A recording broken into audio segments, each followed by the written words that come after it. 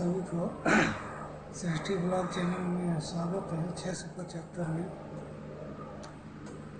दोस्तों नया movie release हो रहा है जिसका नाम है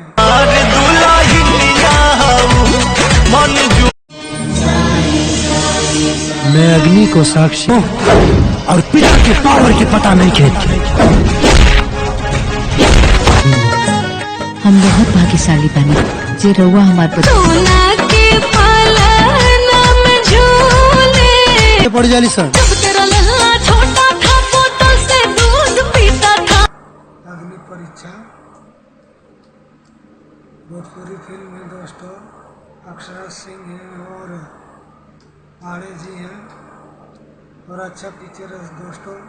जय छठी मैया बने के पड़ी आज सहैया, जय छठी मैया, जय छठी मैया, कृपा हुई तोहर जदी मां। हमरा ममहर में एगो लड़की है, परिवार तो बहुत गरीब के तकदीर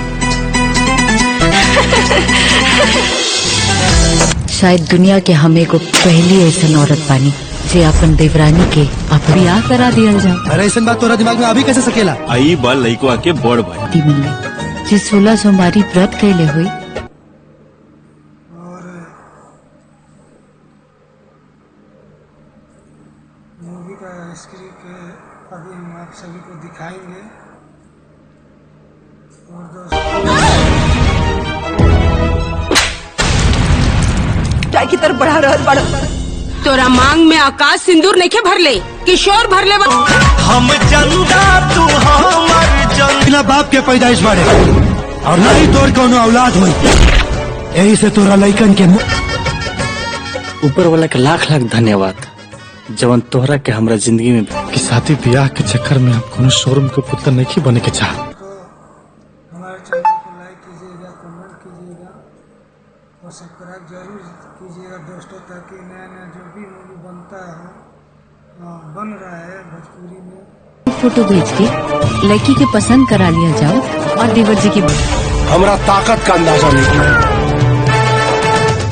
लागत आता भी उनके भी रउआ ऐसा पति ना मिलल हुई। हम सूर्य यार भाईल घर तुझियार साथ तू हमर किरनिया हाऊ छठी मैया लेटेस्ट मूवी लेटेस्ट सॉन्ग आप सभी के पास हम अपडेट करते रहें और हमारे चैनल को आप सब्सक्राइब एकरा के हम विधि के विधान समझी या फिर हमने हमार दुल्हनिया हाऊ बाप के तेवर का अंदाजा लग गई, लेकिन तोहरा के सनिया हाऊ मन जोगे हम चमके चंदा जैसन बबुआ के ना भूलिएगा दोस्तों।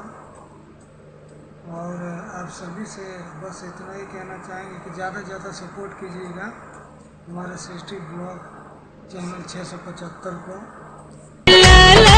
ना हमार साखी हो कुछ तक का जरूरत रहे अपन देवर के ब्याह करे के दे आती कोनो बाचारू औरत लेकिन लड़की बहुत सुंदर बनी, काहे ना राउ हम के भी पसंद है।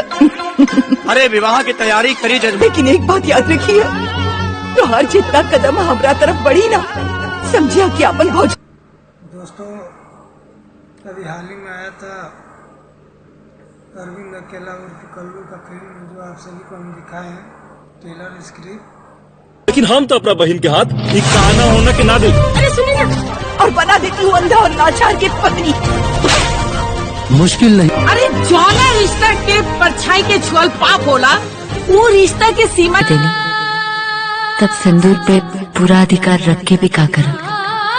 अरे सिंदूर रवा कुंती से ब्याह कर ली जब पति पर आधा अधिकार दे। और अभी फिलहाल में अग्नि साक्षी जो है तो पांडे जी का है और अक्षरा सिंह है उसमें। कि तू ऐसे पार कर दे लू, अगर इतना ही ताकत रहे ना रउआ की दौलत में। अब विस्की विस्की पीता है, अब ये वरना मेरा है। खेलना हमारे शरीर के साथ जितना चाहे खेलना। मान जब लड़का के दिन रखा जाला ना तो लड़की भूतनियों पीछे। बोलो जी बोलो सासू जी, क्या तेरा है। इंटरेस्टिंग पिक्चर है और अच्छा मूवी है दोस्तों। आप सभी लोगों को बता देना चाहते नहीं है कुछ भी, ये सोच लो अगर मिलती है मंजिल उन्हें जिन्हें भरोसा हो खुद पर। रवा लोग के पसंद है। दीदी दीदी चोर हैं कि नया नया अपडेट जब भी आता है कोई भी, हम आपके जल्द से जल्द अपडेट करने की कोशिश में रहते हैं कि कोई पिक्चर आप सभी से छूटे नहीं। तो इसके मैं अपनी पत्नी के हर फैसले में उसका साथ उधर लड़का के पेशाब से ही मान कर ये वचन देता हूँ कि मैं सौतन बना लेना। तू कहो कल्याणी मैया जय छठी मैया। लिए दोस्तों हमारे चैनल को सपोर्ट कीजिएगा, लाइक कीजिएगा, कमेंट कीजिएगा और ज़्यादा करके सब्सक्राइब कीजिएगा दोस्तों।